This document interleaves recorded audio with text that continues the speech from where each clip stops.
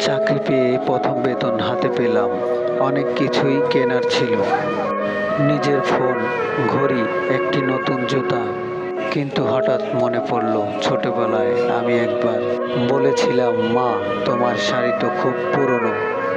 মা হেসে বলেছিল, তোমার স্কুল ফি দিলে নতুন শাড়ির টাকা থাকে না বাবা। সেই দিনের কথা মনে করে মাকে একটা নতুন শাড়ি কিনে দিলাম।